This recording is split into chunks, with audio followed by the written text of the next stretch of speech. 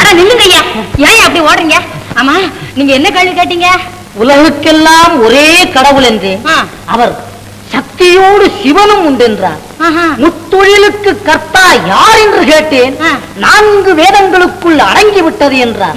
பஞ்சபூதங்களை வெல்ல வழி என்ன என்று கேட்டதற்கு அவற்றை அடக்கியவனே மனிதன் என்று அடைந்து விட்டார். அவரே என் குருநாதர். என்னை விடுவி. என்னங்க என்னங்க கட்டுங்க. எதை? தானியவா? நிஜமாவா?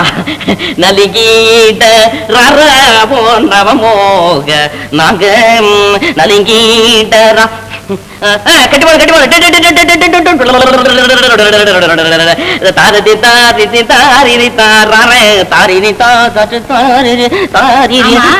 அவர் கேட்ட கேள்விக்கெல்லாம் நீங்க எப்படி பதில் சொன்னீங்க? அவன் என்ன கேட்டா நான் என்ன சொன்னேன்? சும்மா சொல்லுங்க அண்ணா.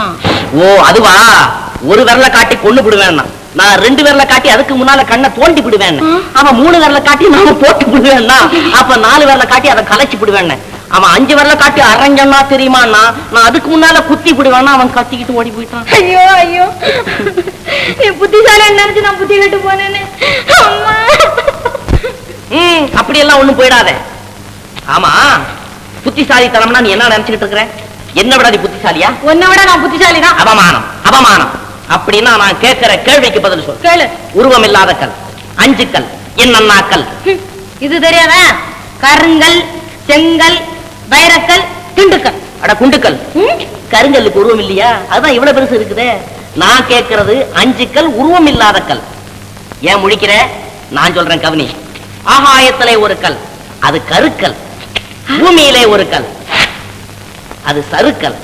தொண்டையிலே ஒரு கல், விக்கல். இது கொடுக்கல், இது வாங்கல். இன்னும் ஒரு கல் இருக்கு, அது யாராவது கேட்டா சொல்றேன். ஐயோ அத்தா, அத்தா நீங்க அநியாயத்துக்கு புத்திசாலி ஆயிட்டீங்களே.